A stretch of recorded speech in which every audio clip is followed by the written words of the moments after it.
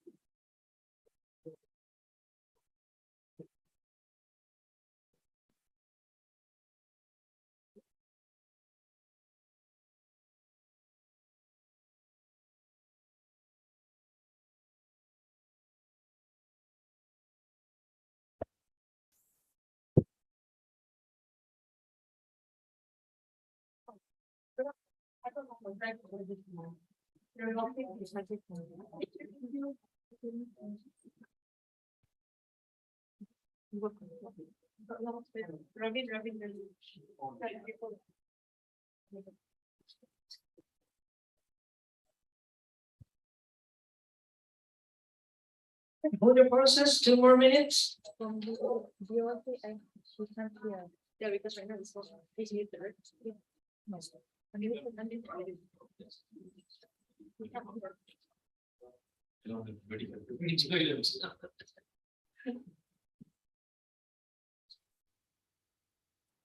To those who are joining physical, can you let us know if you guys are hearing this?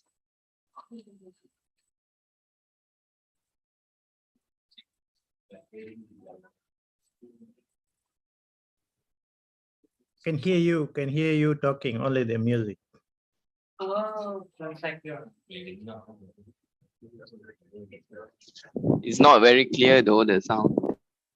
How are you guys? How is everything going on there? It's been going great, actually. How are you guys over there? We just The audio is pretty echoey.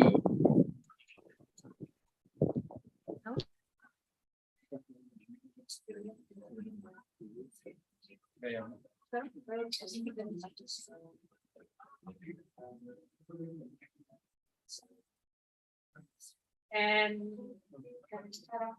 just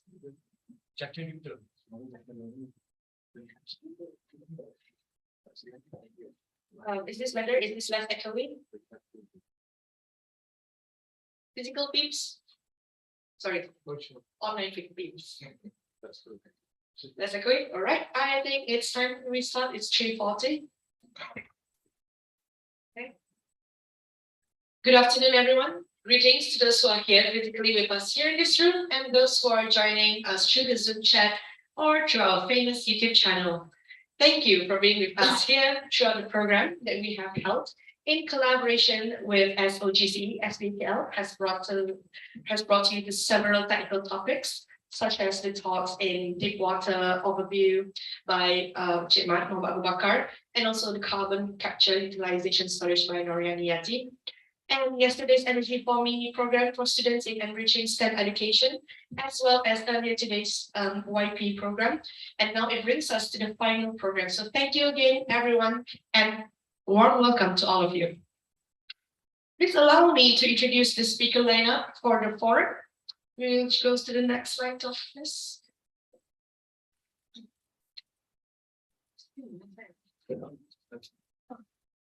All right, like technical error. That's okay. So allow me to introduce the speakers, yeah. So which are technologies Ariff Irfan. You can wait for technologies. Okay, that's technologies Ariff Irfan. All right, he is the general manager asset decommissioning of MPM, and we have also technologist Syed Saggaf Syed Ahmad. That's it. He is the CEO of Shapadu Oil Gas Division, and we also have Huzaimi Amir, the project manager, capital project of Peninsula Hibiscus Petroleum Bhd. And with us as well, our own chairman, as the moderator of the event, technologist Anwarudin Saidu, the current CTO of Reservoir Link Energy Bhd.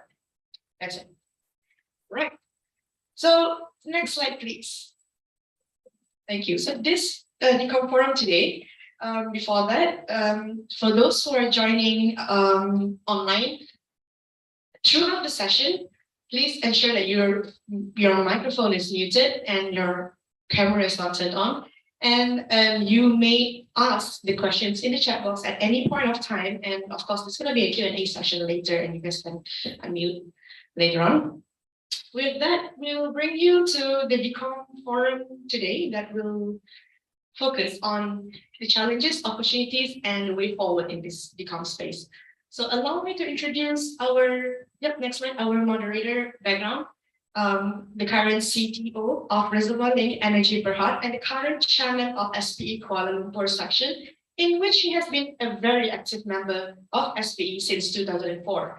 He has received several regional and international awards for his service. As the technologist, he serves as the industry advisory panelist for a few universities in Malaysia. A graduate of UTP for his bachelor degree, ICL for master's, and a current PhD student in UN, he has a reputable number of experience in the upstream space of this industry and is a very passionate leader in brushing the local young talents, and I can definitely vouch for that.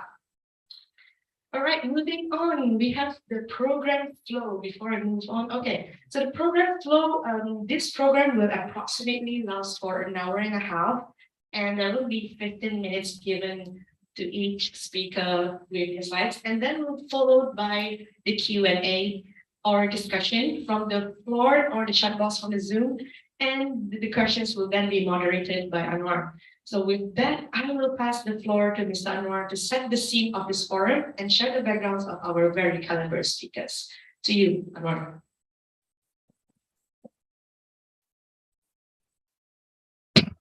Assalamualaikum and very good afternoon. Salam siang, salam jumpa. Thank you everyone who joined us today here. I know parallel session on last day of conference, Friday afternoon can be very tough. It's testimony of today, but nonetheless, we will do our best. It's a recorded session, and we will do our best to have it available even in the YouTube channel. And I thank your support. So this topic today is actually decommissioning of oil and gas facilities. In fact, it's a hot topic, very trendy one, highly advocated, debated, talked about in many forums. And Sabah, East Malaysia too, Sabah Sarawak, definitely not excluded from that trendy topic. So I think it's quite good to bring this topic in Moxie, and I hope that this trend can continue for foreseeable future. So let me introduce a little bit about this topic. Literally, this is a lot of data available on this slide. You can take note. Hopefully, it's very useful too. And with the current challenging and volatile environment, decommissioning of the facilities is going to be quite challenging. Number one is actually non-revenue generating business. And operating in a current environment where economically challenging due to various reasons. Previously, before pandemic, we had a long subdued environment, low oil price, and then we have also COVID-19 crisis. But nonetheless, the availability of resources, fund, and many other fronts of the challenges always have been challenging to the decommissioning testing. However, the opportunities are huge. We are talking about in Malaysia, where most of it are matured fields, where it's a bread earner for our nation. And there is definitely a commitment for us to safely execute decommissioning of the facilities properly. And we have about 2,600 platforms, 3,600 wells, 500 wells, and 380 fields in Asia Pacific, and quite a number in Malaysia. Yeah? PETRONAS also, you can see your own self in the research, have indicated that the decommissioning requirement is rapidly developing. And it's compliance and commitment, not only commitment to the law, but commitment to our Mother Nature to ensure it's done safely without having a least impact to the environment. And at the same time, in doing so, there are multiple kind of challenges. Integrity of the offshore wells and facilities and infrastructure remain critical issue in decommissioning. That means there's so much of engineering involved in ensuring that this can be done safely, because integrity issue can cause harm if it's not done properly. And 50% of the platform operating actually beyond original design. Like the engineers design the life cycle of the field and the material design and so on, taken into consideration of original life cycle. So we have exceeded that. So that's a big challenge actually. And in doing so, we also don't want to have lasting damage in completing the work. That's a very important aspect for us to safeguard. So, and it is important that we have the right capability, armed with the right knowledge and expertise, so that this can be done, especially plug and abandonment of wells and complete decommissioning removal of facilities safely. So, the opportunities and challenges. So today, speakers are carefully selected, in fact, very knowledgeable in the area they're involved, and in fact, they're distinguished in the career related to decommissioning. So, and it's a lot of opportunity while the challenges are being talked about. And while doing so, there are several questions that I think industry as a whole, as an ecosystem thriving and trying to address these questions. How can the regulatory environment, because it's a compliance related matter, how can regulatory environment can support the decommissioning ecosystem to thrive and continuously able to perform the work? How can local operators and contractors as a whole ecosystem can have the right capability and continuously develop quite specialized area in ensuring the demand can be satisfied? How can we ensure the cost of the P&E, as I said, is a non-revenue generating business? So the cost management is prudent and is necessary. How can that be done? But with the right kind of contracting strategy and responsible contracting strategy. And following some of the significant issues arose recently, that I think there's a gap in us to address, which is also an opportunity for us to satisfy not only the domestic need. Once the ecosystem thrive and able to meet, we probably can be able to expand this in the requirement of the region as well. So unavailability of comprehensive one-step solutions, lack of experience in the region, having the right kind of references. As I say, it's a very critical project, highly hazardous too. So the references are empowering, but with the lack of references, you actually, can be quite handicapped. And lack of literature, but now has been quite a lot, but especially in the area of how the preservation works, marine lives, how we preserve fauna and flora, risk to safety and health of the people who are involved. Of course, the safeguarding the environmental aspect of it, and precedental benchmark to ensure that what can be the right kind of cost model to use. I think that itself is a big debate going on. I think Moxie rep here, technology Syed Saggaf will have a lot of points about that. And sufficiently attractive contracting strategy is necessary to ensure the ecosystem not only exists, but actually can grow together. I think that's very key if you want to ensure it's enticing to everybody. So today panel discussion will try to address as many as of these, but beyond that, you can actually ask your questions that you feel that the challenges that the industry as a whole need to address. Your feedback also we can take away. I think you got the right people here, actually, you cannot go wrong. So we have the rep from MPM PETRONAS, we got a Moxie Council, we have a representative of PAC. I'm sure your feedback is very valuable too. So with that, let me quickly introduce the speakers, and then each speaker will narrate what they want to talk about for 15 minutes. And then we have a Q&A from both, we have physical, we have virtual Q&A to pick up as well. So first, our friend, beloved friend here, technologist Ariff Irfan, he's the GM for asset decommissioning in MPM now. He's graduated from University of Manchester Institute of Science at UMIS with Master of Engineering Manufacturing Engineering and Management. And his journey started 2001 in upstream operation in POM. His exposure include various areas, including internal audit, change management, strategic planning, JV asset management. He also has lots of international experiences. And now he's returned and currently looking into decommissioning of the asset representing PETRONAS and MPM. So I'll hand over to Ariff now, and then let him finish first, then I'll introduce the next speaker. Okay, here is the floor is yours, Ariff.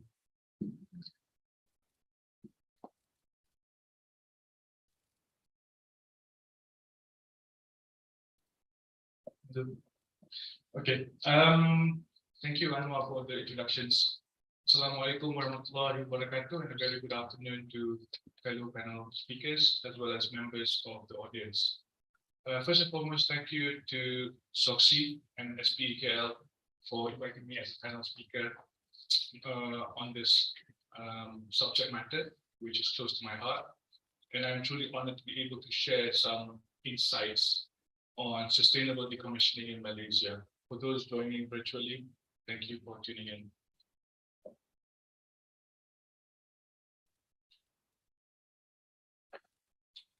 Right, before I actually deep dive into my presentation, let me provide some context of my sharing. First and foremost, I will go through some background on the Malaysia oil and gas sector, asset situational assessment, as well as actual decommissioning experiences in Malaysia.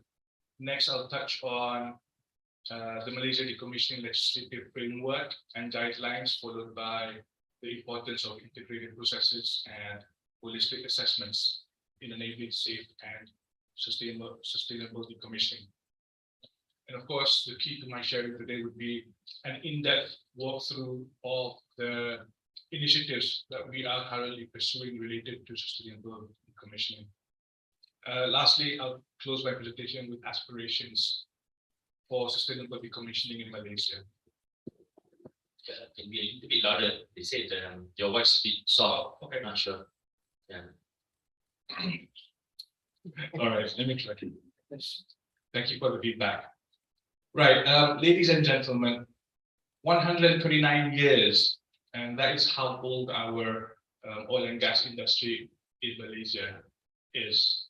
So today, I am very pleased to say that our oil and gas remains attractive. Oil and gas industry remains attractive with 157 producing fields and 95 active petroleum arrangement contracts with a good blend of producing assets as well as exploration blocks.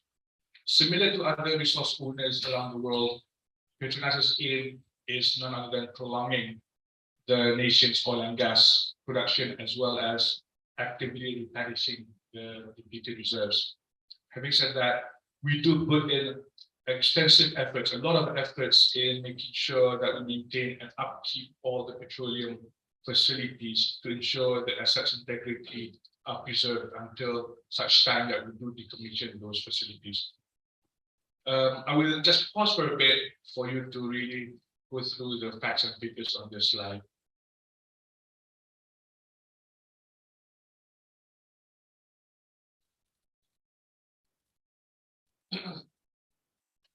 Now, although often viewed as a non-revenue generating activity, we have to really acknowledge that decommissioning is upon us. The challenges are very significant, as also highlighted by Anwar earlier. It will be cost extensive. It will take decades to fully execute, and it must be carried out safely with particular care to protect the environment. As at 2021, 56% of our platforms and 38% of our pipelines are operating beyond their design lives. And some even have operated for more than 40 years without compromising HSE as well as integrity. The number of idle streams are around 45% as compared to active streams. Driven by this dynamic shift in the industry, coupled with impending economic limits of fields, as well as increasing aging assets, decommissioning will no doubt intensify in Malaysia. With that said, decommissioning should no longer be viewed as the elephant in the room. Decommissioning is indeed a real thing. It's here. But nonetheless, it presents significant opportunities for development of technologies, regional skills, as well as capabilities. So what exactly is decommissioning? How do we define it? In PETRONAS, the terms decommissioning and abandonment are frequently interchangeable, which literally means the removal and abandonment of disused petroleum facilities as approved by PETRONAS. Ultimately, it is also to ensure restoration of the contract area to a safe and environmentally stable condition. For the past 19 years, Malaysia has completed various types of decommissioning projects for offshore facilities. As can be seen on this slide, more than half of fixed platforms were decommissioned via alternative options, as opposed to total removal and onshore disposal. Naturally, as much as possible, PETRONAS would like to promote sustainable decommissioning solutions such as rigs to reef, reuse and repurposing, so as to extend the long-term values of these assets. This will continue for years to come, with more decommissioning alternatives being employed and considered for our disused facilities.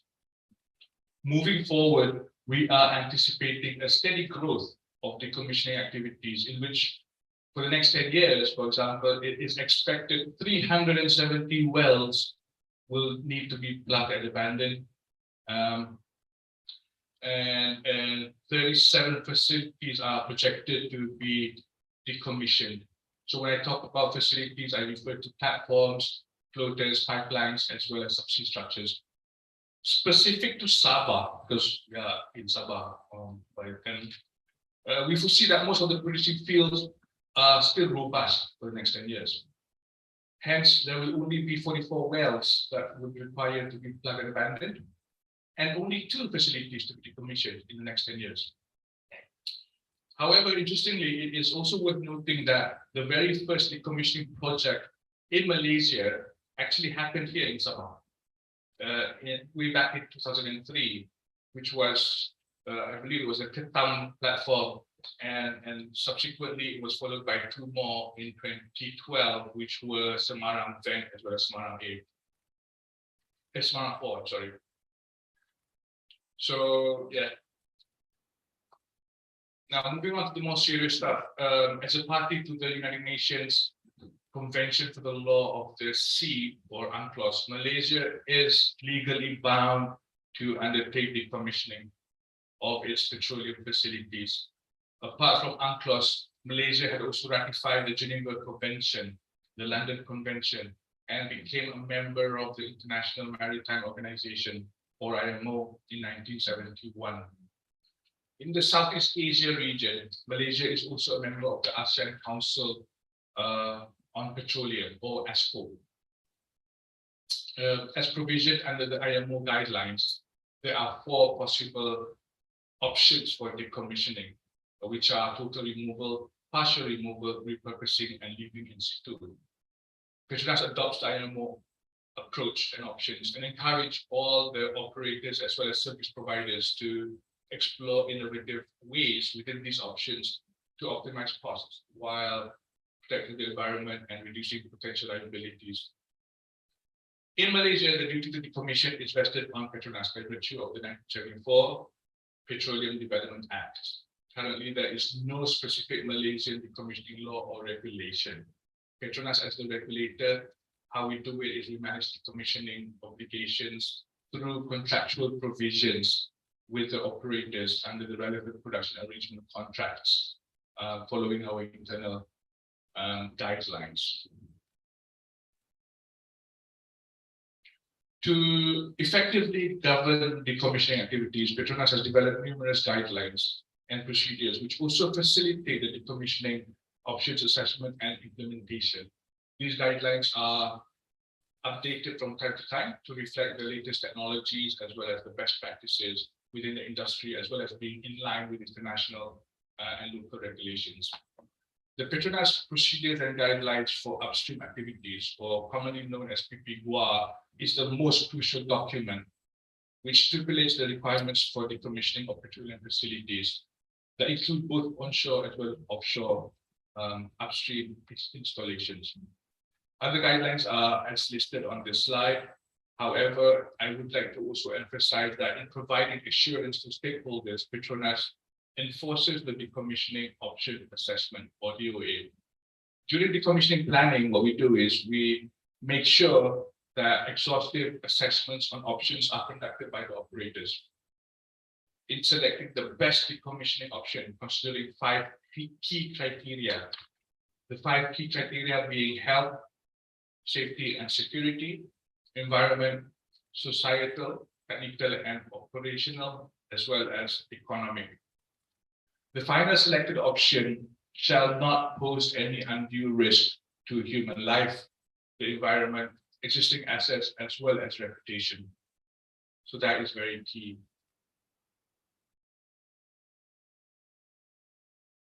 As you can see on the left side of this slide, prior to making a call to decommission an upstream facility, the assets are subjected to extensive technical and commercial reviews.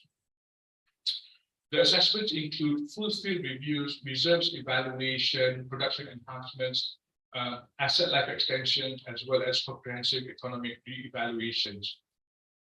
So these reviews will conclude whether an asset is meant to be, the life is meant to be extended, preserved, divested, or decommissioned. The decision to decom will only be after all opportunities have been exhaustively explored and considered. So you have to know that the primary priority would be to prolong the production as long as possible here. For the sake of transparency, we do disclose the next 3 years decommissioning activities in the PETRONAS activity outlook, which are published annually to provide visibility to industry on the near-term decommissioning activities. Internally, within PETRONAS, a master abandonment plan is also developed and updated annually to identify near and mid-term decommissioning candidates, so as to allow sufficient time to prepare as well as perform pre-decommissioning activities. The planning and approval of decommissioning projects are governed by the gated abandonment review process, which is compulsory for all operators to follow. And this allows reviews and obtain the necessary approvals for decommissioning plans from PETRONAS as well as the relevant government authorities.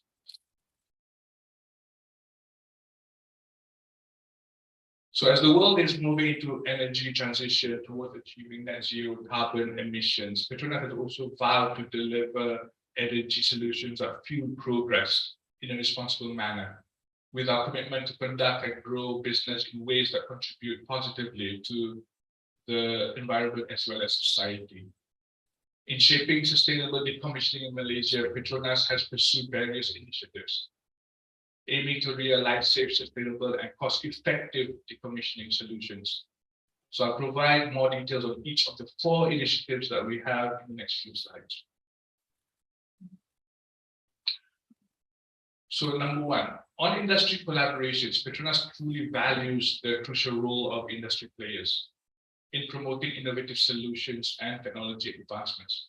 Since 2020, we have conducted a series of focused workshops on decommissioning involving more than 20 operators and service providers in Malaysia who had great value, with numerous enhancements identified in areas such as technical guidelines improvement, as well as effective execution and contracting strategy. In addition, it also enabled us to identify technologies that have been successfully deployed elsewhere around the world. Additional to that, PETRONAS had also conducted a series of engagements with Moxie, which I believe Tuan Syed will shortly elaborate more on. Extending out to regional and global reach, PETRONAS is very active in the ASCO EMP task force, as well as the International Association of Oil and Gas Producers Association, or IOGP, Decommissioning Committee. On ASCO, PETRONAS is heavily involved in the updating of the ASCO decommissioning guidelines. For IOGP, PETRONAS is currently co-chairing the IOGP Asia Pacific Decommissioning Subcommittee, with ongoing efforts to collate the challenges as well as best practices from the region's oil and gas producers. Ultimately, it is also aimed to harmonize the decommissioning framework and promote areas of collaboration within the APEC region. Other ongoing effort is to really link IOGP and ASCO APEC subcommittee and this is mainly done to ensure no overlapping initiatives in decommissioning in the region. In short, for this year and beyond, the collaboration with IOGP will continue and be further enhanced. Number two, so PETRONAS is continuously improving decommissioning execution via benchmarks as well as applications of project lessons learned. PETRONAS has established our own internal benchmarks for cost and schedule from past projects. In addition, we have also subscribed to external benchmarking bodies such as IPA and Performance Forum, and this is done so that we can leverage our global performance and best practices as well. I would like to also touch on design for decommissioning. This was established to set clear decommissioning guidance for technical requirements, cost and schedule estimation as early as during the design stage to achieve fit for purpose as well as value-driven field development. So we would like the project teams to consider decommissioning from day one.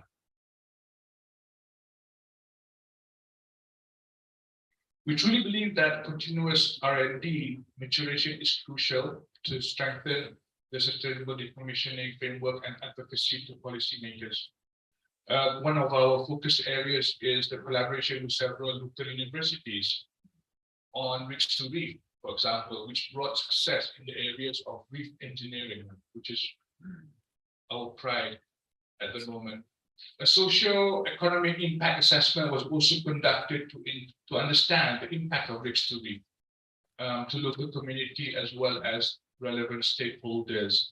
With this, we are really pleased to confirm that Reach to Reef have brought vast benefits, which include an increase in fish aggregation, enhanced biomarine diversity, and also protection of marine habitat.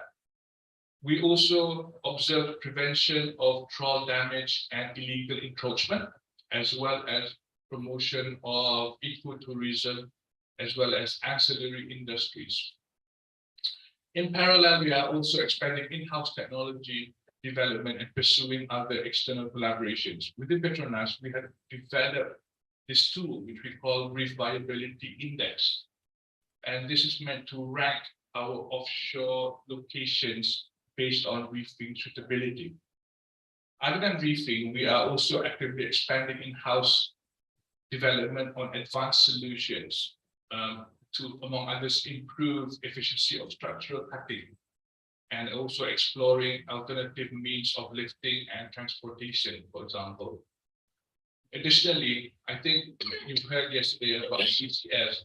Specific to CCS, we are also assessing the reuse and repurposing of existing wells and facilities for the benefit of CCS. And we are collaborating with operators which have high CO2 fields under their portfolio.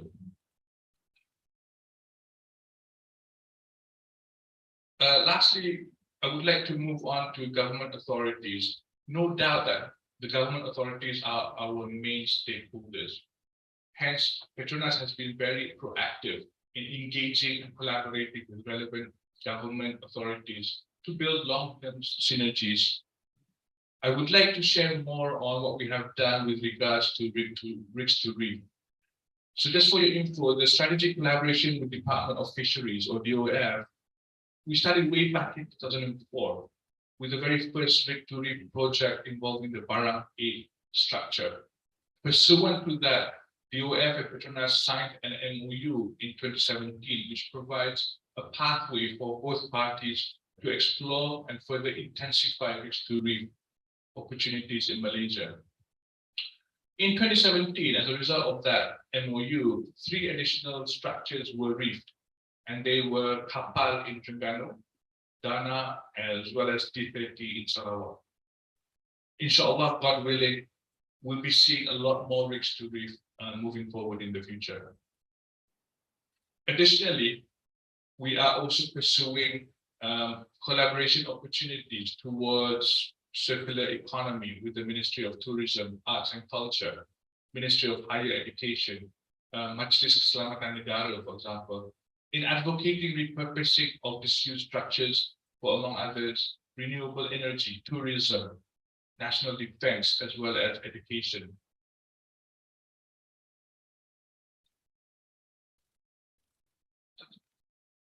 So this is my conclusion slide. I would just like to conclude by saying sustainable decommissioning is anticipated to yield vast value extending beyond the oil and gas industry. It is clear that alongside operators and service providers, PETRONAS and the relevant stakeholders have a crucial role to play in developing a supportive ecosystem which encourages collaborations among industry players. There remains a lot of opportunities for PETRONAS to support and shape the sustainable decommissioning industry moving forward. Ultimately, what we aspire to achieve is for Malaysia to become the decommissioning ecosystem hub for Southeast Asia.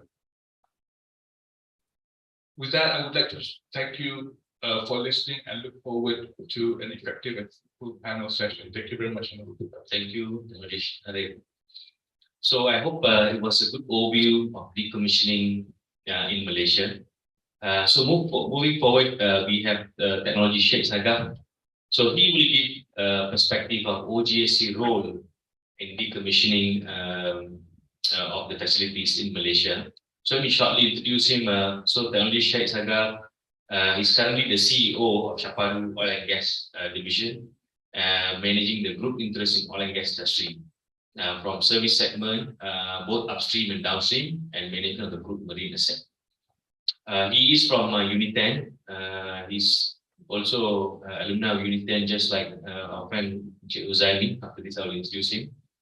Upon graduation, he started his career in mechanical and piping engineer with Heaven Engineering. Subsequently, continued his career with Romania Fabrication Bhd and Coral in Bhd in 2008. He is a current Honorary Secretary of Malaysia Oil and Gas Services Council. He's actually my colleague, Moxie, where he played a prominent role in portfolio or working group such as decommissioning, SME, hookup and commissioning, and hookup, commission, startup, and downstream. Other than that, he has been engaging the stakeholder very actively to ensure the industry thrive and properly manage and align with expectation. So I'm inviting technology Syed, the floor is yours. Okay, all right. Assalamualaikum, a very good afternoon. So I think I watched the last session. I think the main event is usually the last session. So this is the main event. Although we don't see that much people, but I believe there's about 1,000+ people online. Yeah. Let's assume that. And recorded. I think it's good to be back in Sabah. I think it's good to be back to have a physical interaction with the industry players. And I just want to share that I started my career with Heavy Engineering, and we did projects in Sabah. So coincidentally, Ariff mentioned about Ketam. I remember the first time that I went to offshore, I actually saw Ketam platform being towed back to shore. So that's my first experience. I thought that's a normal thing, that there's a lot of things decom happening, but unfortunately it's not that much. But those platforms that Ariff mentioned, Semarang, actually I was on the way to Semarang. So that platform in Semarang, two structures been decom. And Ariff mentioned about Dana Identity, which coincidentally also I was involved in commissioning the platform. So apparently most of the things that I've touched already been decom. So it's a good start. So I just want to start by introducing the Moxie, because I'm coming here as a panelist as part of Moxie. So Moxie is basically an independent industry association with key responsibility to promote capabilities and expertise of the local Malaysian service providers. And we currently have about 500+ members, and we are representing about 60,000 workforce in oil and gas. But since we are in Sabah as well, I would like to point out that unfortunately we don't have that much participation from Sabah companies.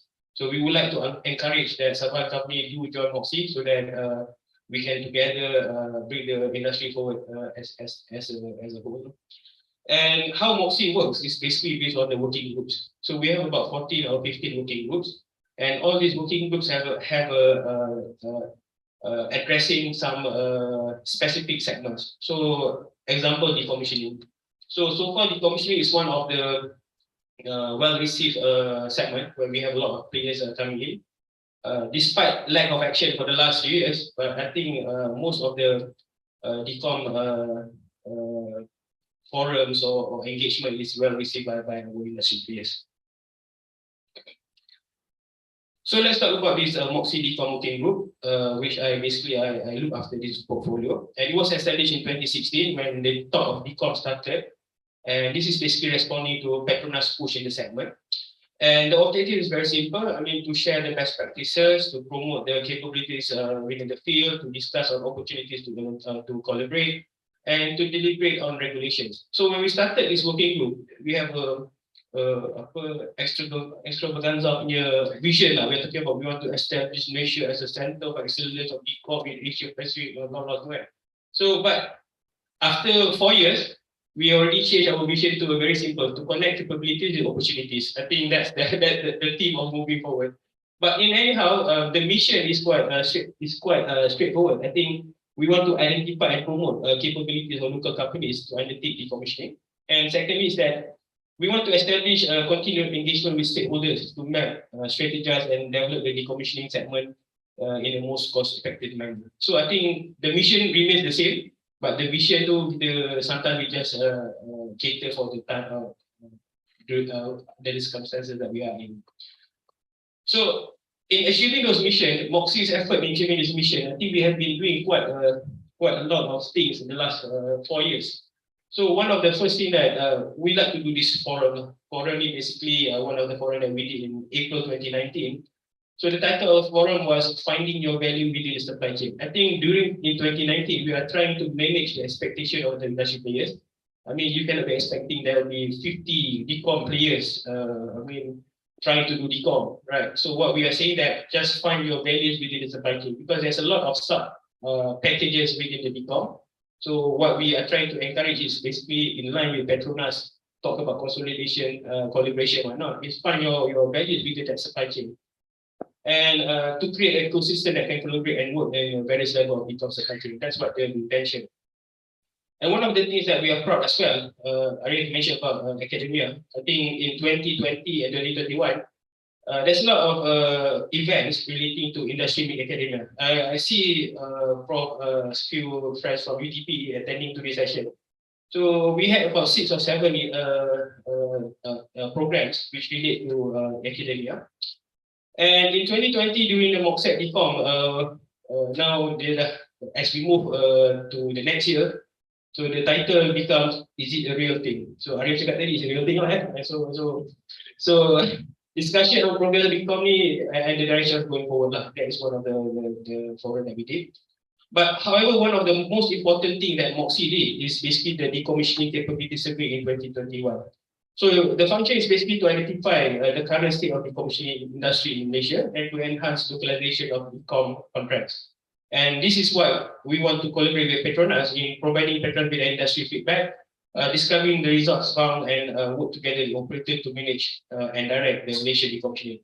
Because I think what we feel at this point of time, decom is one of the unmature segment within oil and gas. So we feel that this is where the collaboration is very important between industry players, stakeholders, with PETRONAS to see how we can shape the industry together. So I think we did this, I will share with you some of the capability studies that we did. And as I already mentioned just now, we did the lesson learned and discussion with PETRONAS industry players. This is a very specific session.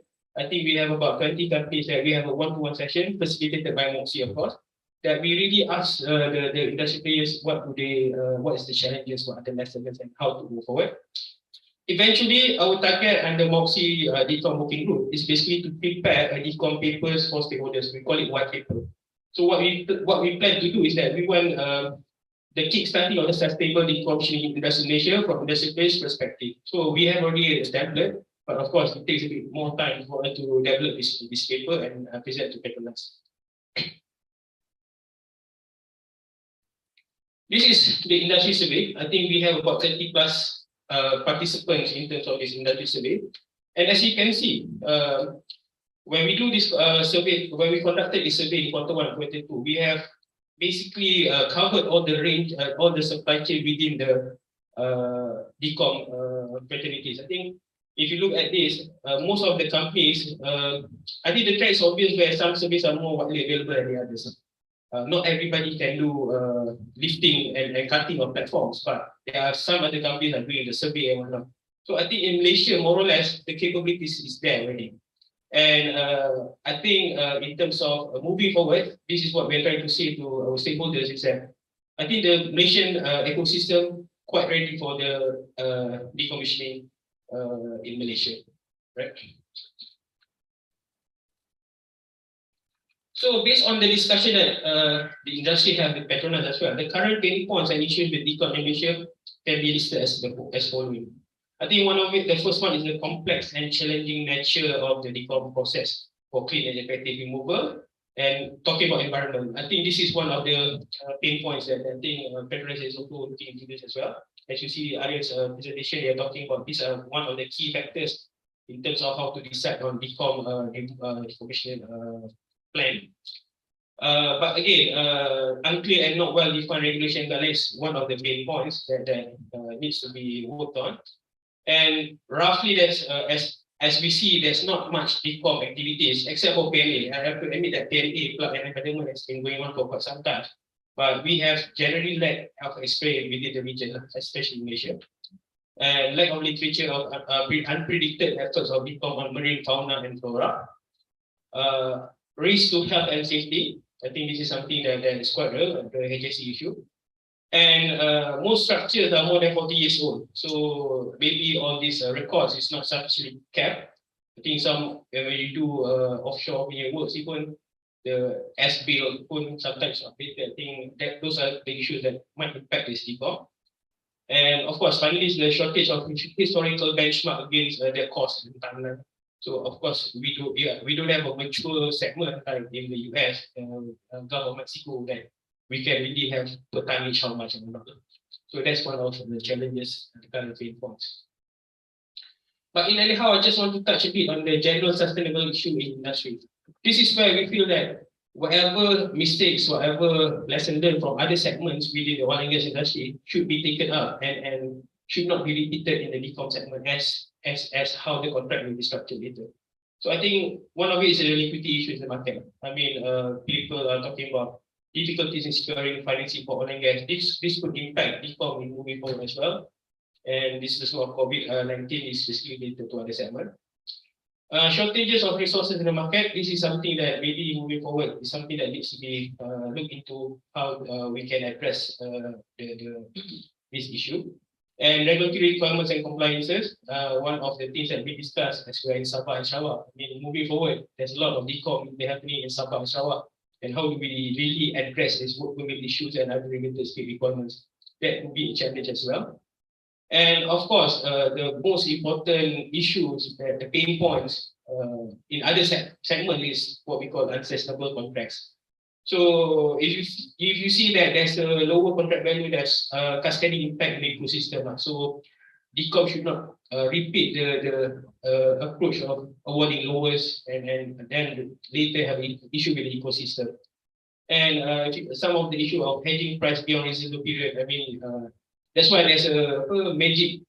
Orang tu tengok the crystal ball. I mean, I think we need to have a contract that prevent the contractor from doing this. That is one of the things that decom should learn from whatever mistakes they made in the past.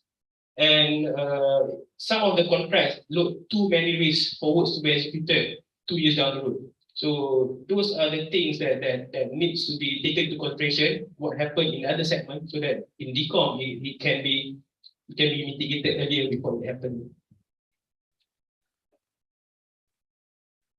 So I come to my last slide.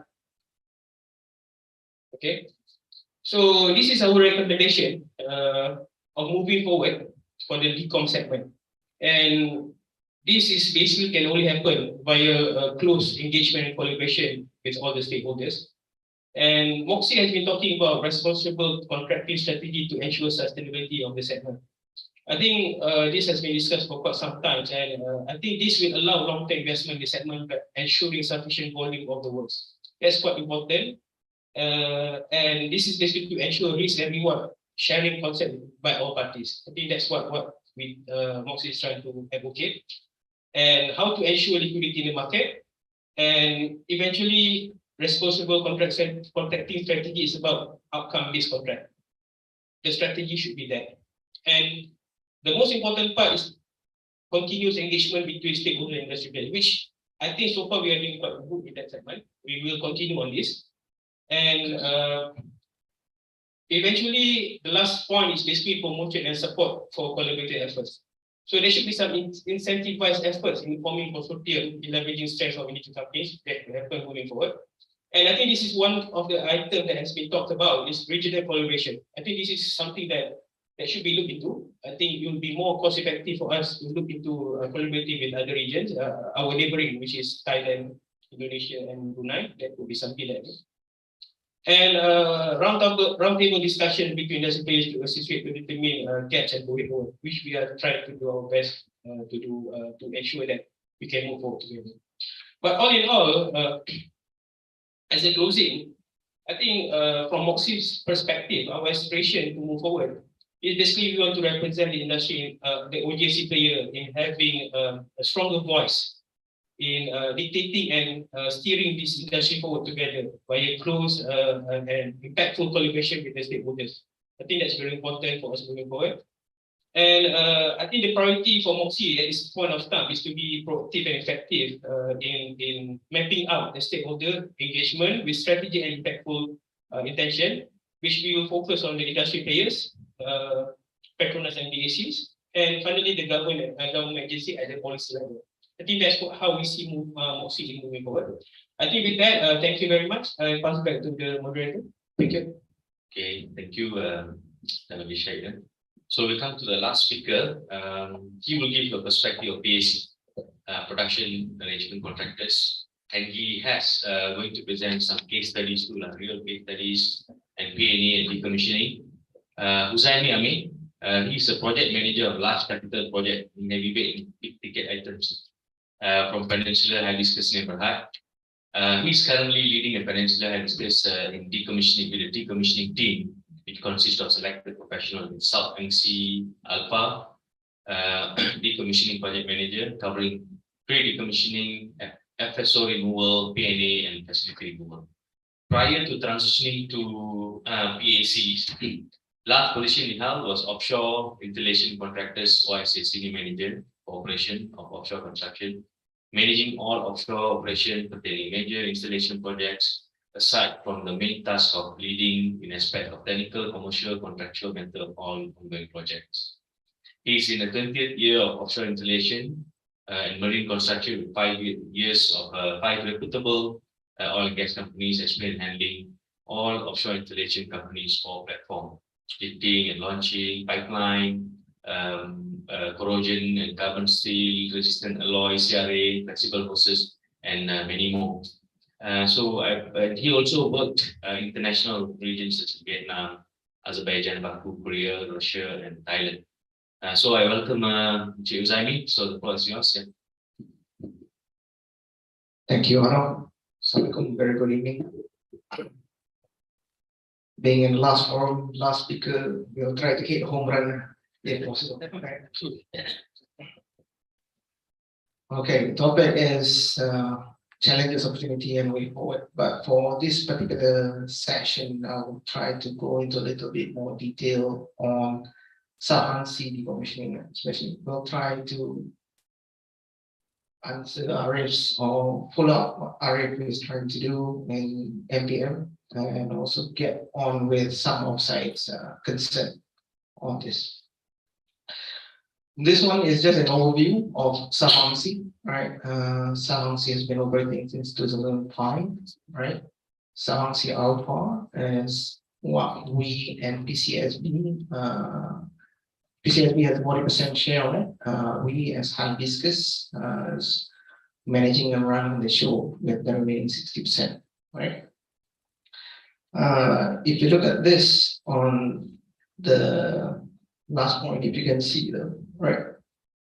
We had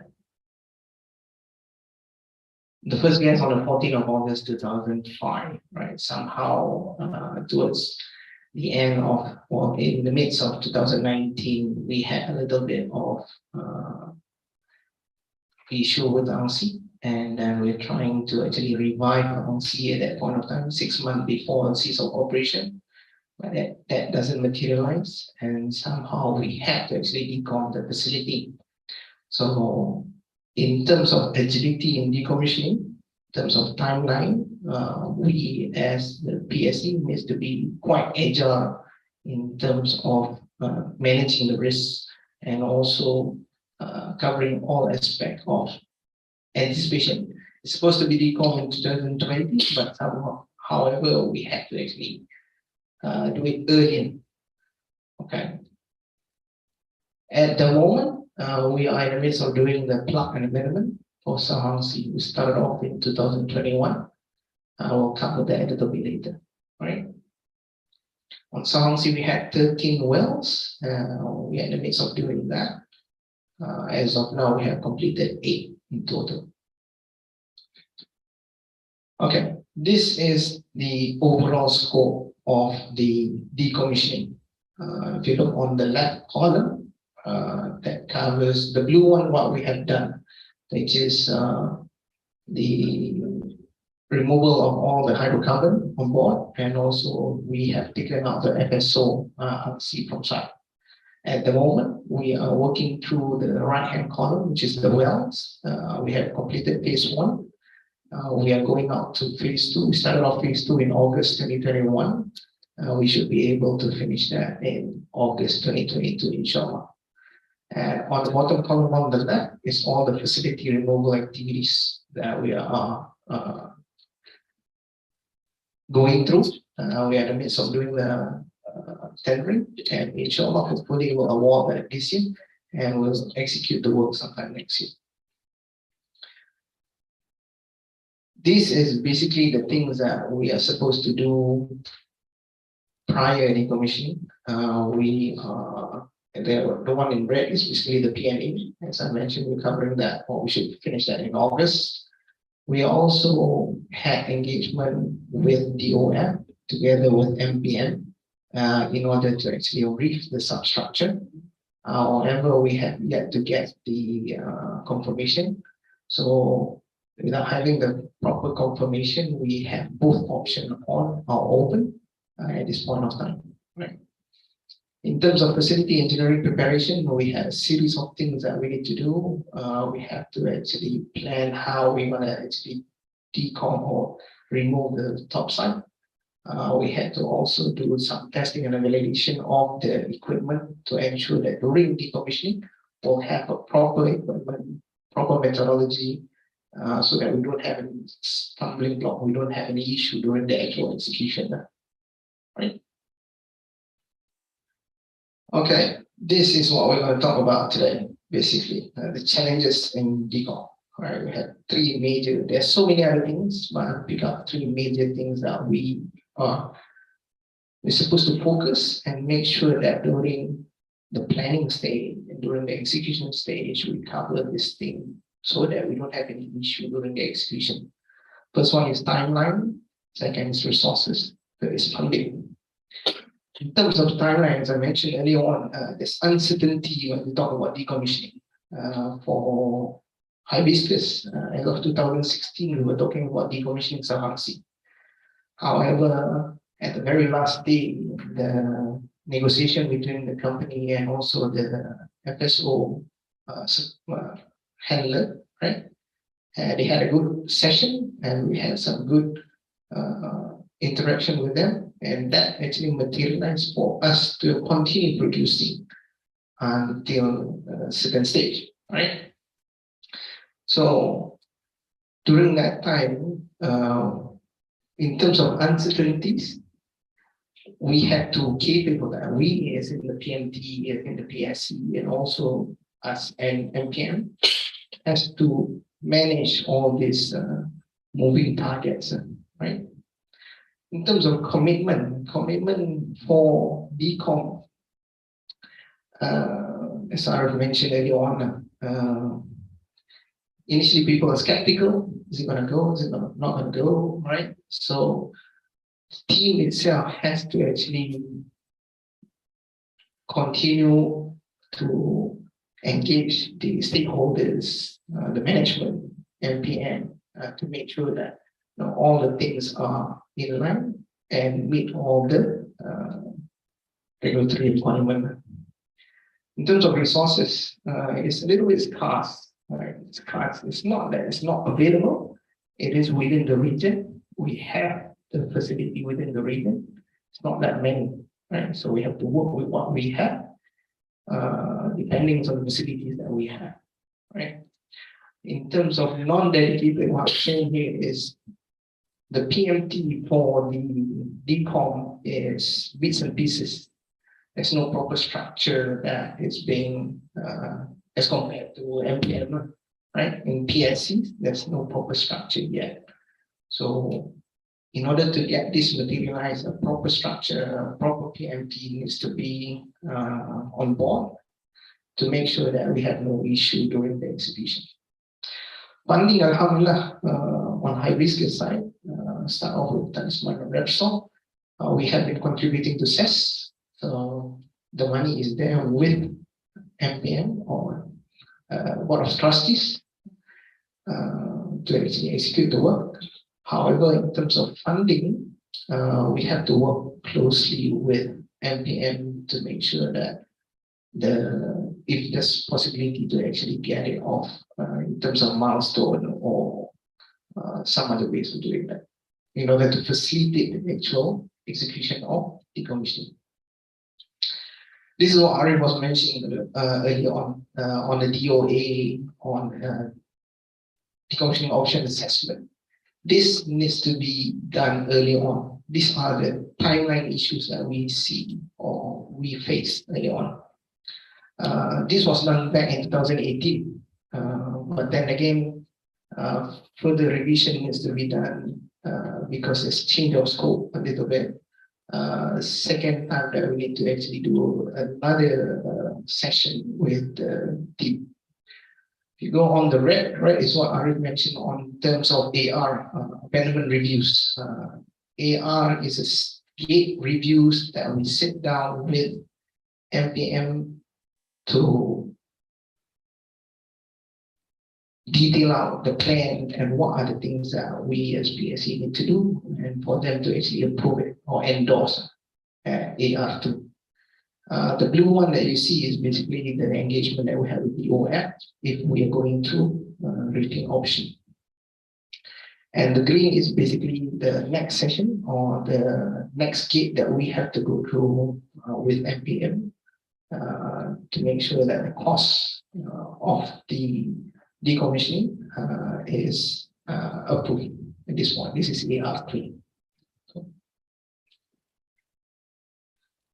Okay. As I mentioned earlier, in terms of timeline, right?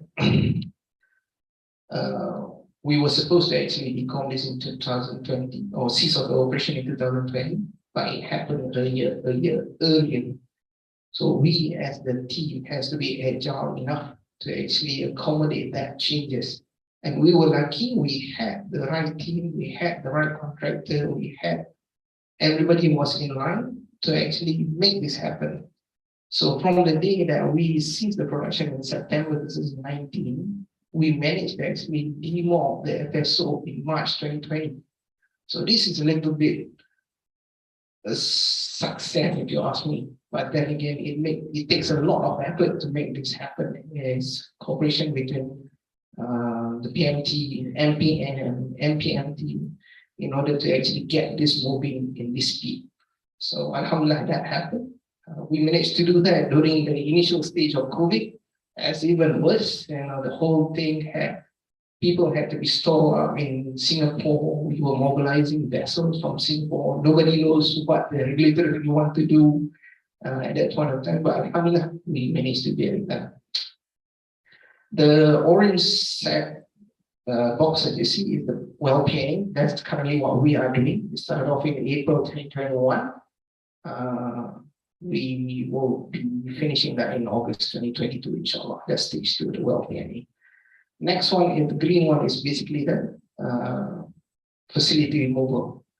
It's a little bit sensitive to mention it now, but then we are in the midst of ITB for this particular scope, and hopefully we will actually award it soon and basically do the removal in 2023.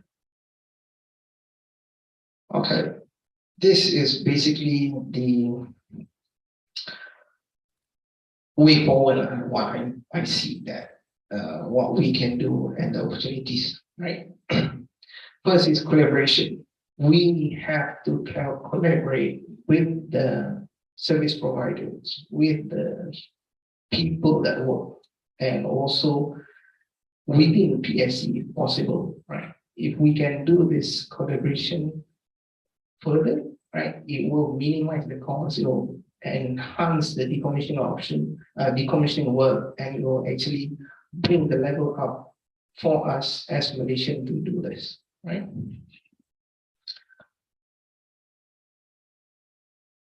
One moment now.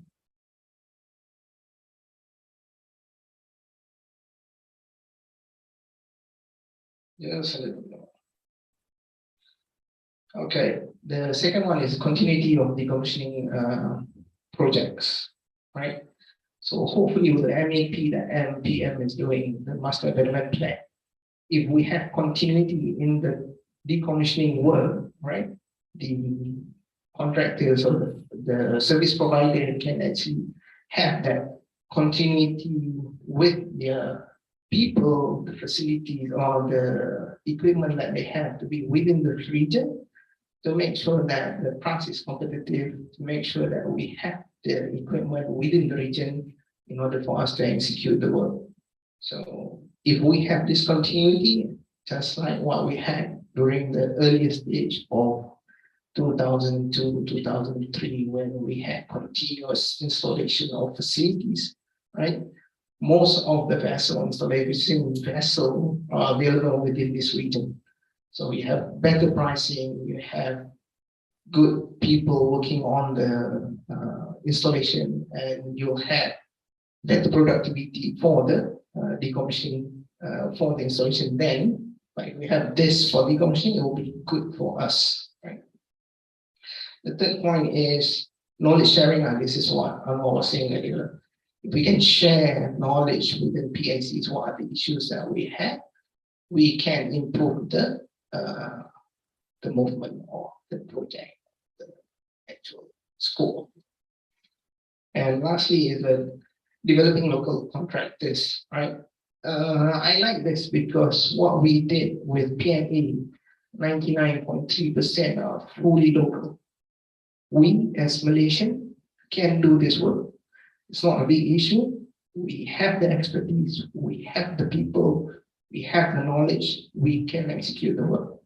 So local participation is there, local participation is there, and we can actually prove to the world that we can do the work. And Ariff, you want to do a hub for decommissioning?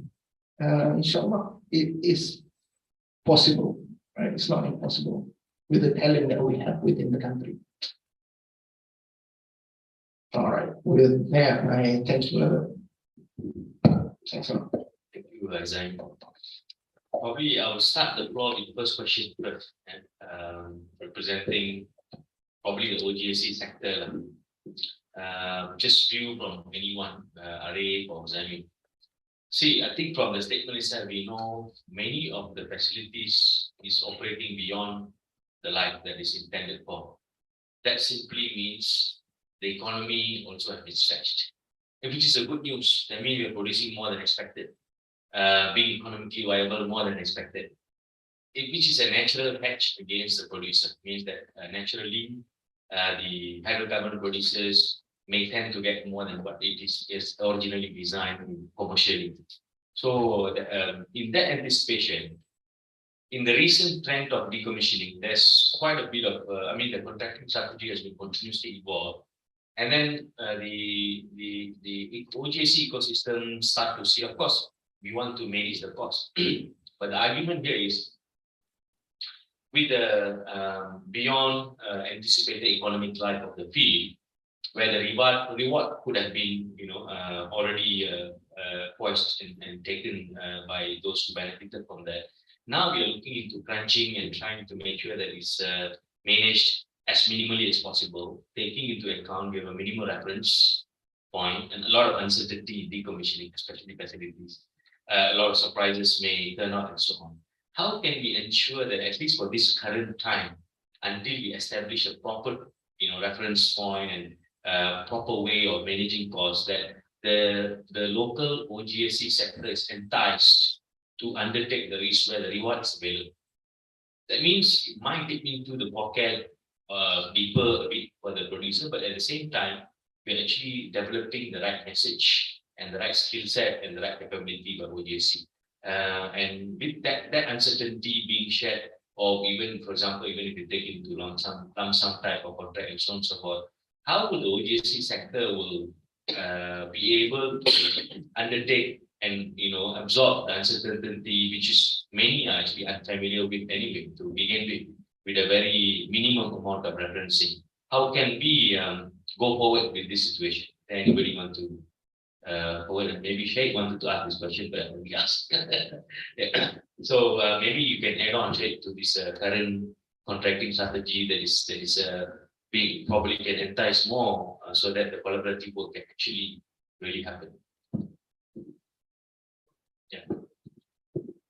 And any one of you can add on to this, and how can we make it better?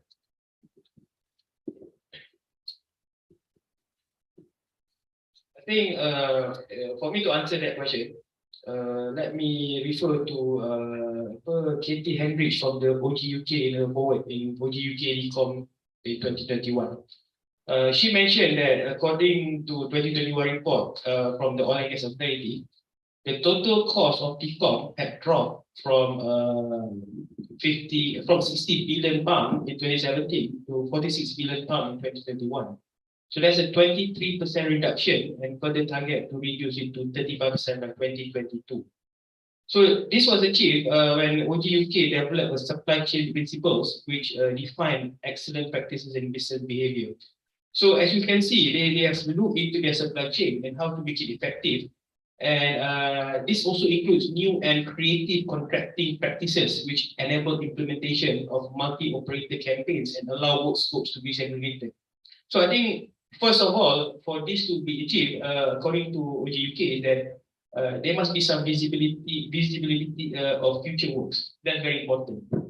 And it helps the industry players who needs expertise to further develop capabilities to achieve commercial transformation.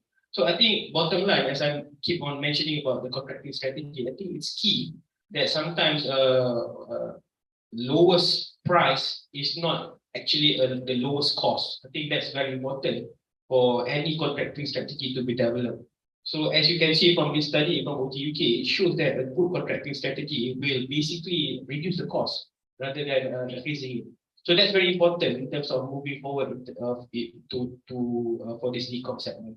I think that's the answer from the industry. And also, the risk transfer also could be very difficult to practice initially here. Complete risk transfer to this sector. Yeah. Maybe Ariff.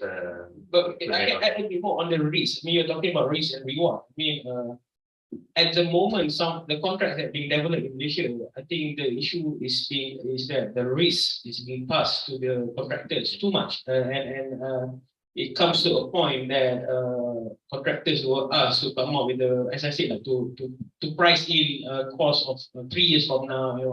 So those uncertainties needs to be addressed so that the ecosystem can flourish together with the oil producer. Okay, yeah. But Ariff, you want to?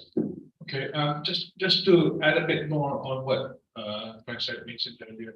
So when it comes to having a fair and just contracting strategy, we are all for it. It's not our intent to unnecessarily pass risk to anybody else. And we have in fact identified it as one of the industry pain points, and there are ongoing works right now to address that. However, I'm not privy to exactly share with everyone right now today on what these will be. So that's one. Number two, I'm also all for this transparency and sharing of our decommissioning outlook. But everyone needs to bear in mind that the principle for Petronas is to always prolong the life of these assets. Even though today we might see an asset to be decommissioned, say for example in 3 years' time, but between now and then there may be efforts to further prolong it, because we have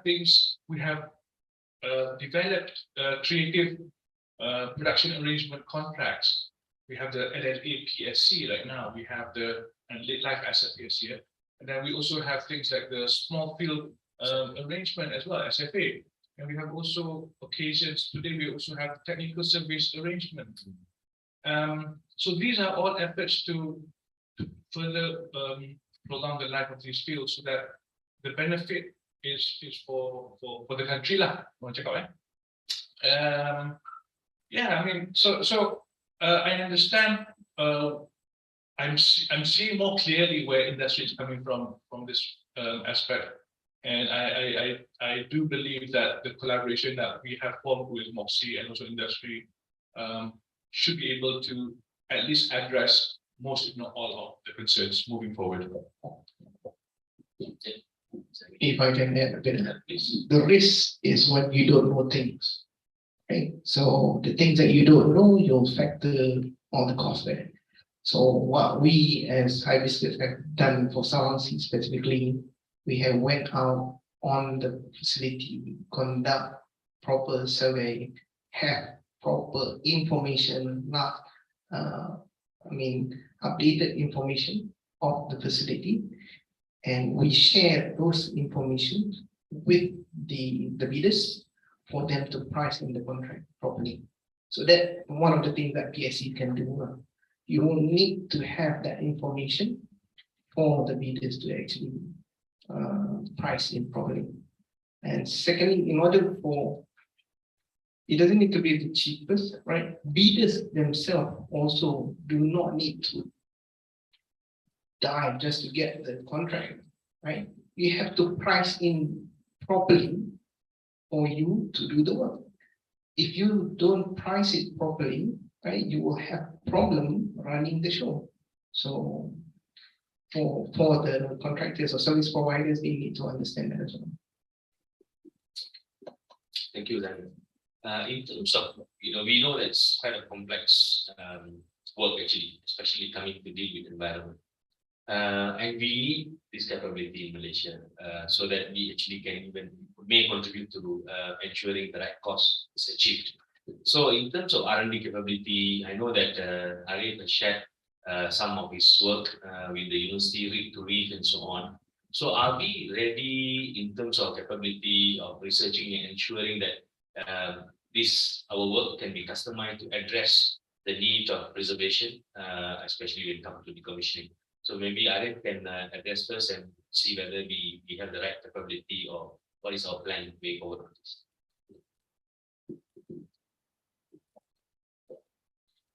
Right. So on R&D, the question was R&D and also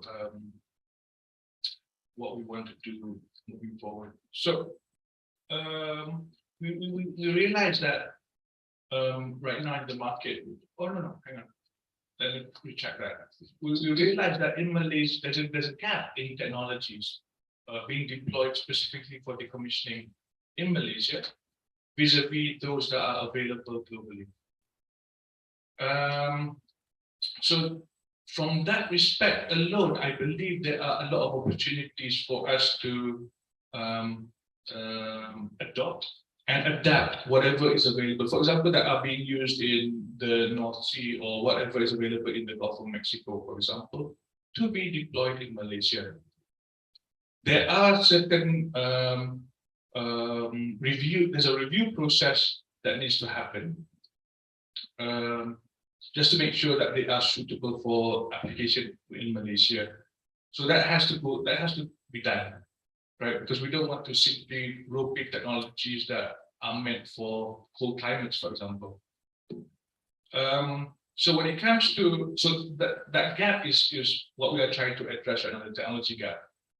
Other than that, I believe when it comes to solutioning of future R&D, it's really about addressing what pain points that we have encountered, or the industry has encountered, or the operators have encountered. So that is where, when we hear pain points from these various parties, that is why and how we also engage with, for example, academia, or we reach out to our counterparts within IOGP or ESCO, just to find out whether they have solutions for those pain points. If there are none available, that is where we need to really start on the R&D locally and see how we can resolve those. I hope that really answers your question. Thanks. Anyone want to any other points on this to address? Okay, any questions from the floor? Anyone? Yeah. I'm Anwarudin Saidu from Moxie, Mosva, and also Perdana Petroleum, all three. My question is more to MPM. I have not been following decommissioning for a long time. I used to follow closely when I was in EPCC companies. Of course, the interest is there. I remember well Baramdi, the decommissioning into a reef project. Baramdi, yeah. Baramdi, yeah.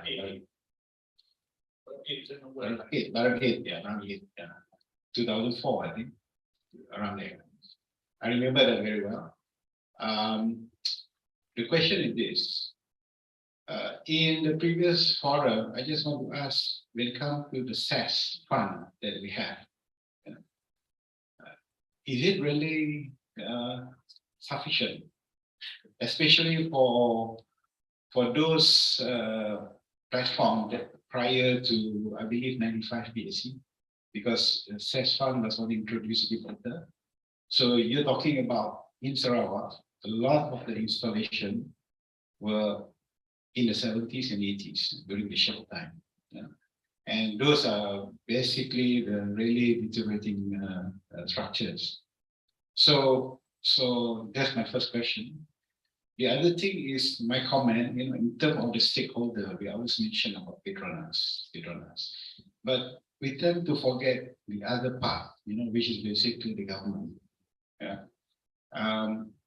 If you look at other countries, they have a strong NGO, a strong regulatory. Here, sometimes I do believe, priority for those who are supposed to take care of the environment tend to be mismatched. From a vessel perspective, anchor. If there is an anchor that is dropped because of incident, even though it is 800 meters from a pipeline, Jabatan Laut will be going after us, right? Now, to me, Jabatan Laut is part of the ecosystem that is supposed to take care of the environment offshore.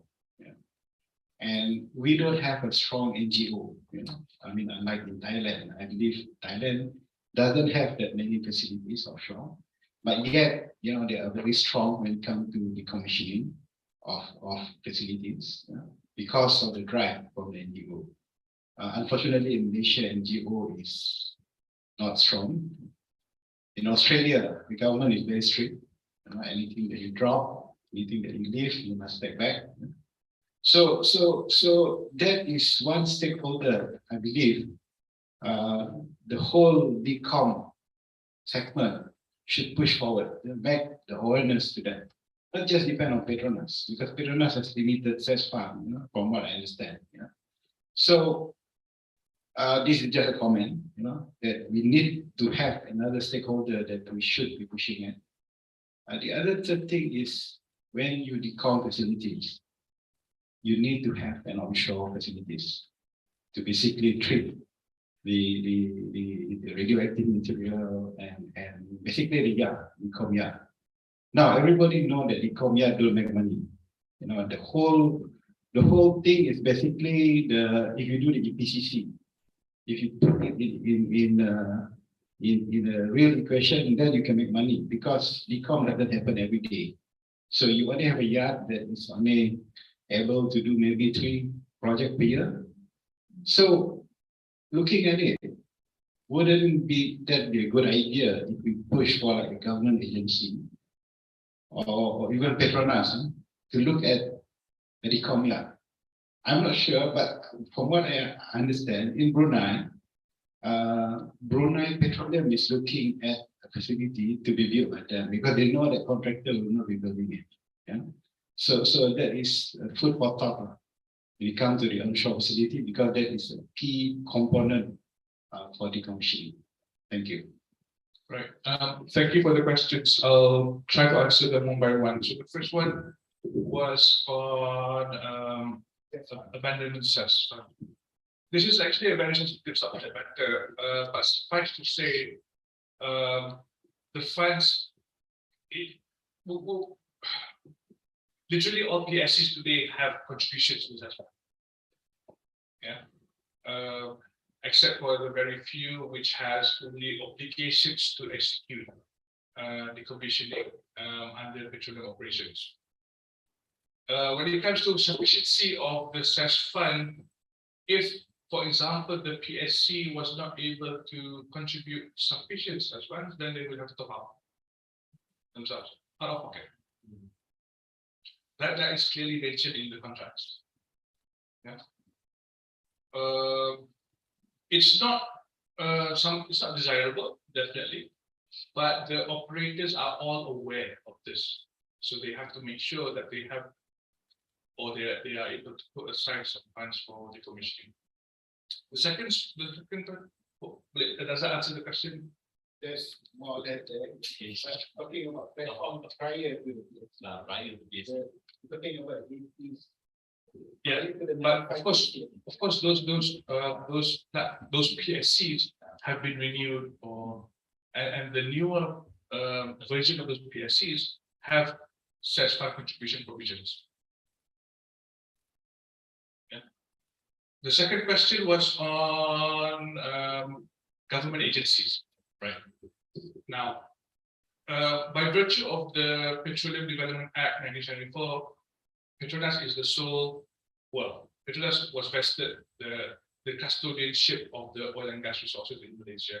So we are responsible and liable for all that happens with regards to upstream oil and gas facilities. And that ranges from the acquisition of the blocks right up to post decommissioning. Your statement earlier for another party or another government agency to also consider decom as part of their portfolio. What I heard correctly was, if I heard correctly, was you said no other government agencies consider decommissioning, right? Something like that. What I mean to say is that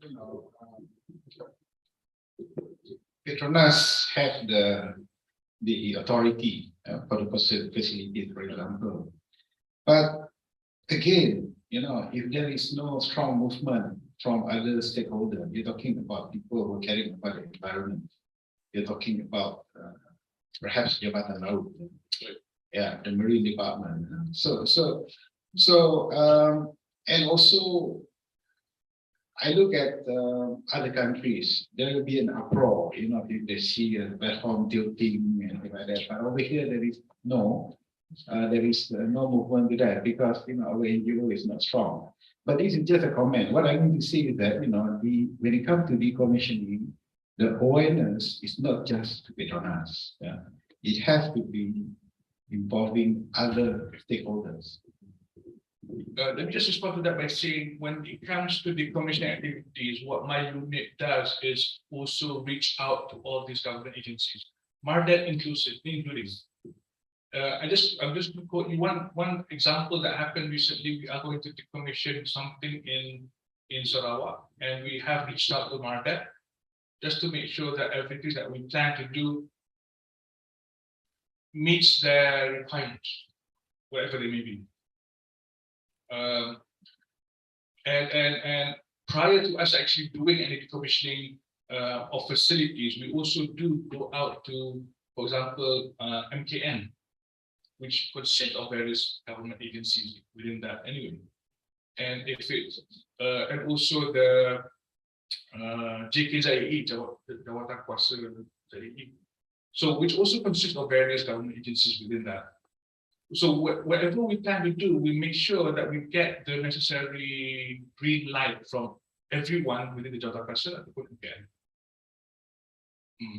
So it's not fair to say that they are not aware. It's not fair to say that they are not involved, because everybody is represented within those committees. Kalau tak pun, I mean, if necessary, if deemed necessary, what we do is we do reach out to specific government agencies, even though they are member to the MKN ataupun JKZAE. For example, it was Mardat Malaysia ataupun DWF, that we constantly go and meet with them. Okay. I just want to mention that, it is, when you do a decommissioning work, of course, you need to involve all the agencies now, basically. But what I'm provoking to basically the decommissioning community is that, if you want to grow this scope, knowing that, there are hundreds of facilities, thousands of wells, there have to be another stronger party with a stronger willpower. I believe like the Baram 8, for example, the reef, the push for the reef. At that time, Abang Johari was the Ministry for Tourism. I think he was the one who really pushed for that platform to become a reef in 2004. So decommissioning, because the fund is basically, put it this way, the fund is there, but it is not limited, because when the oil price is good, people will chase for the barrel. Put it this way. So decom will not be of high priority at certain times. So if there is another third force, for example, that is pushing like in other countries, then perhaps this is going to be a vibrant, basically business segment in the country. The decommissioning, because basically the platform are all out there, and it need to be solved. So this is just more of a comment. Yes, of course, when you do anything to be out there, MADEP needs to be involved, DOE needs to be involved. That's for sure. But for the segment to grow, it will need a third force. I would begin calling it a third force. Okay, so it's food for thought. So let's move on to the third question, which relates to the okay. Now, it's a fair point. It's a fair point. And Saggaf will actually attest to this. We do have one yard in Malaysia that can be considered a decom yard. They have prepped themselves. They have invested some money into it and made sure that everything is suitable or suited for decommissioning projects. To vary or to increase the number, boleh.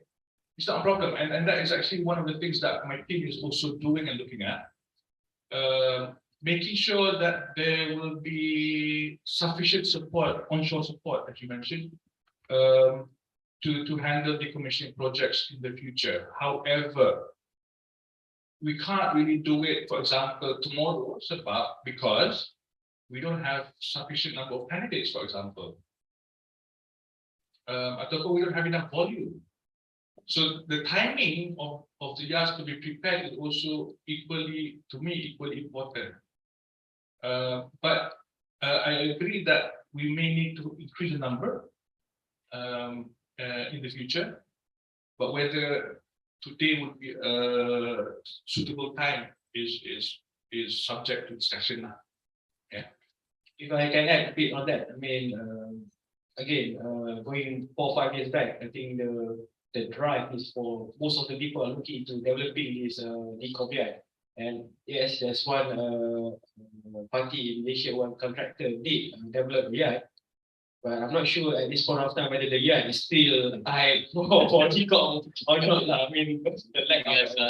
But I remember that one forum, I cannot remember who did the keynote from PETRONAS, basically discouraging the development of the yard because of the low yield of the yard eventually, because back then, it was 2 years ago.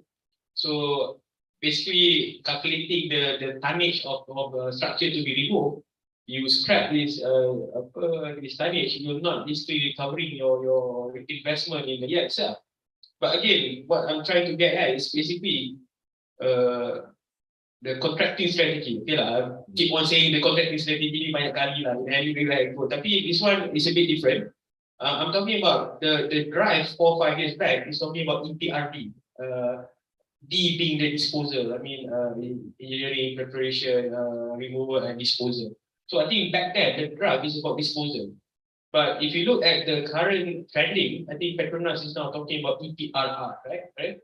R is basically reuse, repurpose. So I think going back to that, there must be a proper study of whatever that needs to be done in the future to really quantify what needs to be done. Because if talking about 10 platforms and everything is going to be reused and repurposed, there's no need for investment for the decom at this point of time. But again, goes back to the contracting strategy, EPRR, what needs to be done. And having said that, if it goes to EPRR and there's no potential in a decom yard, I think the R part, the reuse repurpose, is going to create another segment within decom.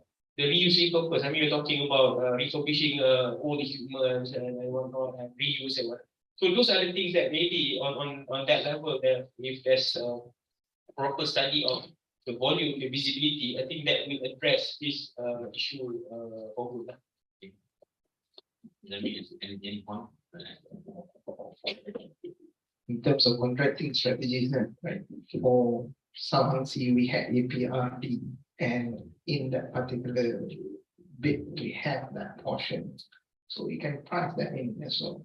So if you ask me personally, we don't need a dedicated yard for disposal.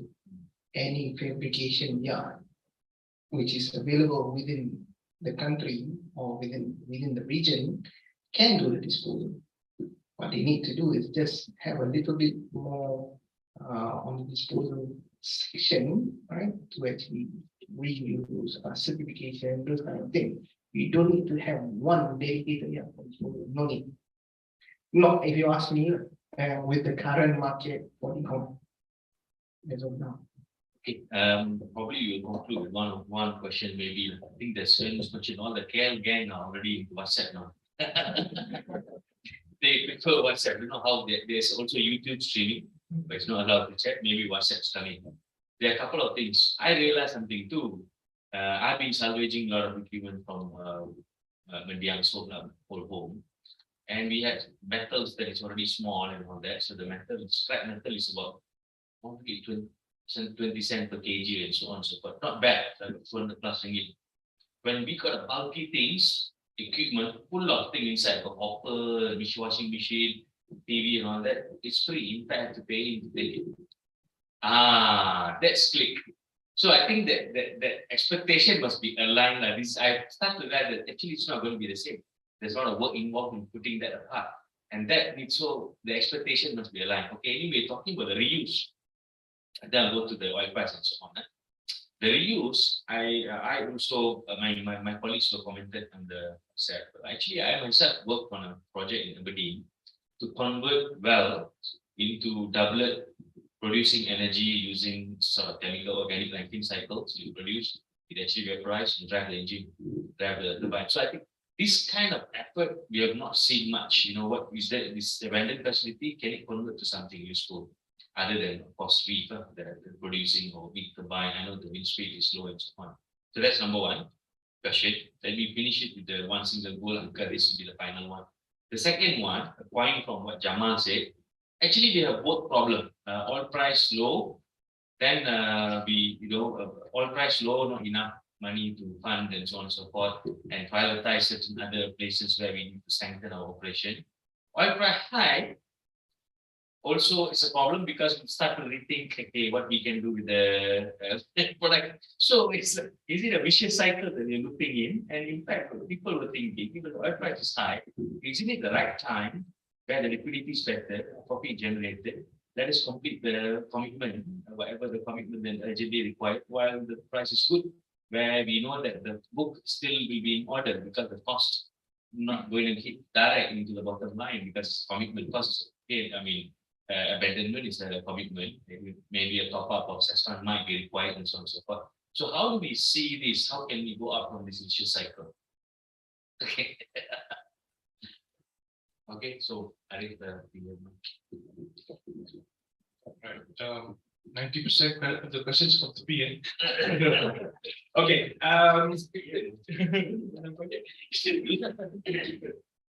So can I ask the second question first? The low price, the low price, and the high price.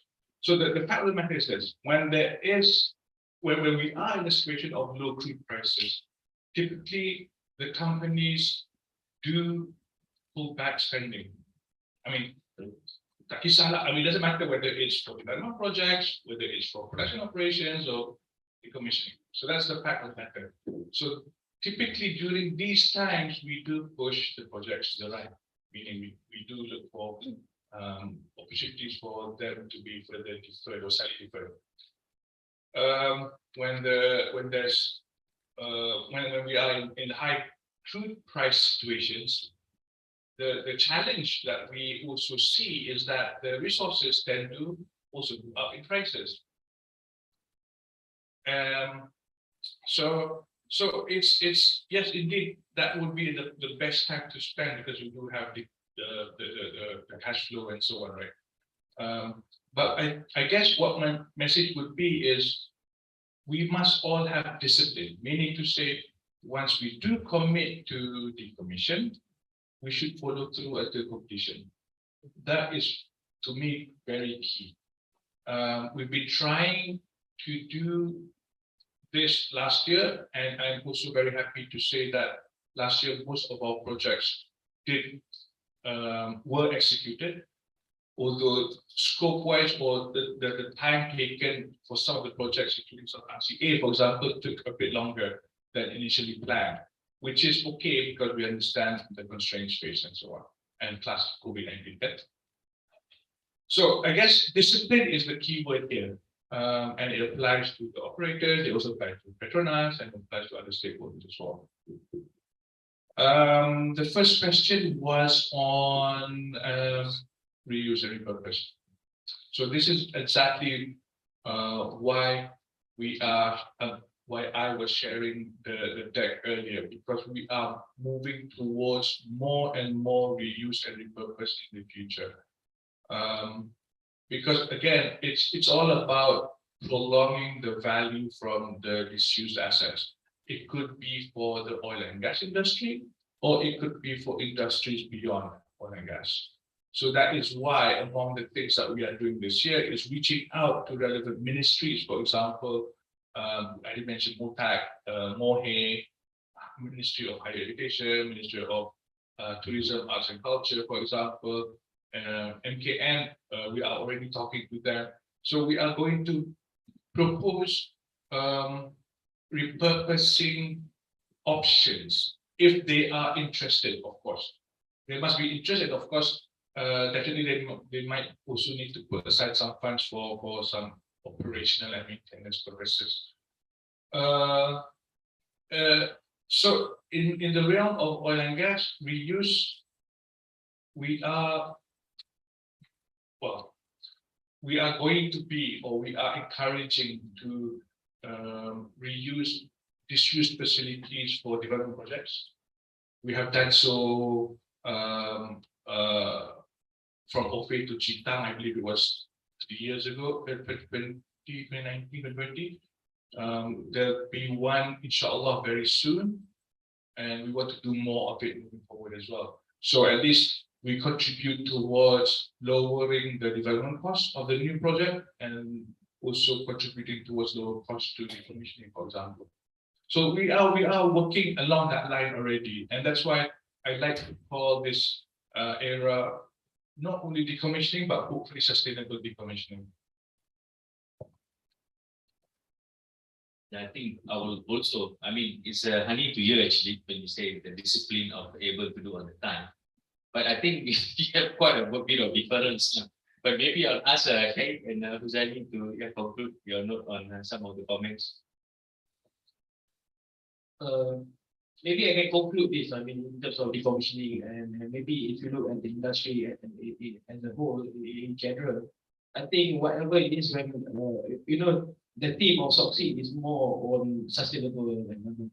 But I think maybe the sustainability that we are looking at is basically not just talking about renewable energy and all those things, but it's how to sustain the industry in terms of moving forward. That's why to me, the most important thing, and I think this is maybe a tagline of Moxie moving forward, is that we need to create a sustainable energy ecosystem, regardless of what we do, Decom, Buksu, EPCC. I think that will be the theme of Moxie moving forward in terms of ensuring that the energy ecosystem is sustainable. That's very important, because if we cannot ensure this, I think we should not be talking about energy transition if we cannot do this now. So that's, I think, the message from Moxie, and I think that is the aspiration of us moving forward. I think with that, thank you. Thanks, Anwar. I think, as you guys can see, decommissioning is coming and it's happening. But then again, the industry player need to collaborate among yourself. One particular service provider should not go on top of the other. You should go on the same platform in order to make that particular scope or project happen properly, right?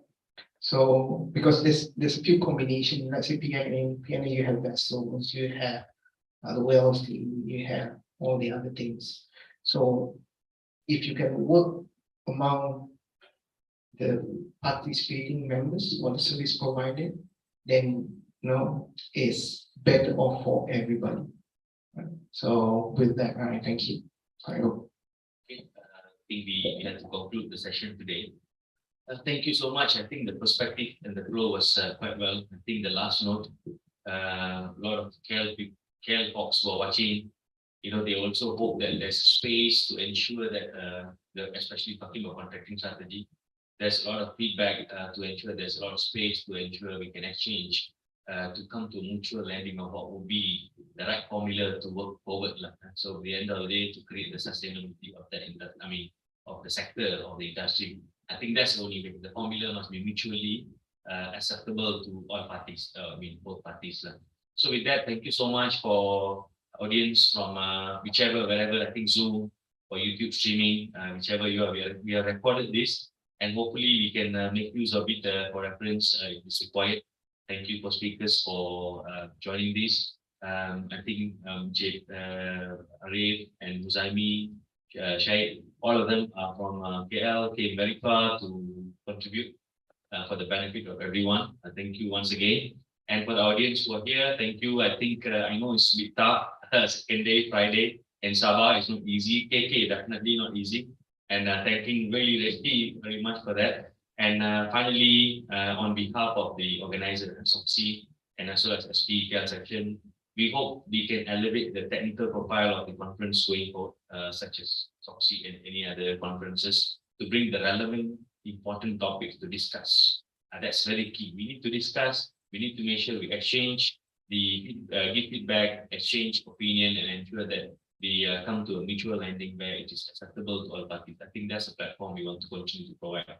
So thank you, everyone. I hand back to MC. Right, thank you, everyone. So that concludes the program for SOGC. So we're going to have a group photo, which is probably not usual for forum, but since it's the end of the program. So we have a group photo. Okay, and online video boleh on. Online video boleh on, correct. Okay. So those online, you can turn on your camera. We can put you guys up from there. Don't be shy. You can just open up your camera. We can just take a group photo at this side. Shall we? Okay, pure. Come on, man. We have our vice chairman on the camera. Hi, Cheryl. Assalamualaikum, Cheryl. Very good. You can unmute, Cheryl. Waalaikumsalam. Good session, everyone. Thank you. Ini previous time pun ni kong. You all know.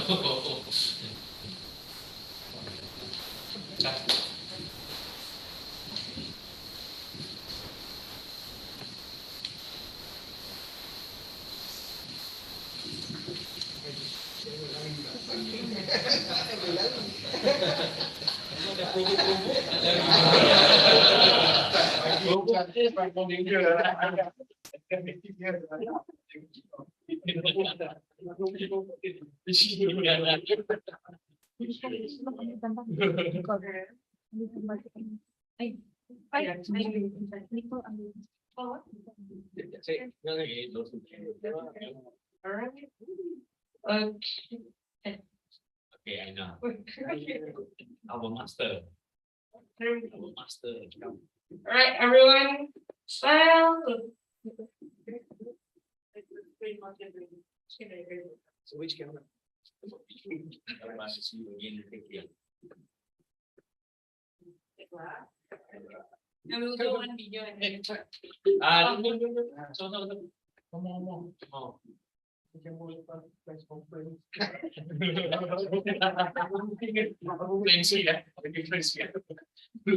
Let's convert. Okay, 1, 2, 3. Another 4. Okay, 1, 2. 6 miles, everybody. 3. Lovely. There we go. Okay, video. Sure. Okay, see you again. Okay, see you again in the camera. Okay, don't stop waving until I say cut, okay? Okay. Okay, what do we say? 1, 2, 3. Okay, 1, 2, 3. See you again. Very weak lah. Okay, I think it's one more thing. One more thing. It's Friday, guys. It's the last one. One more time. 1, 2, 3. Okay, also with like a bit more. Maybe 1, 2, 3 signal, Okay, 1, 2, 3. See you.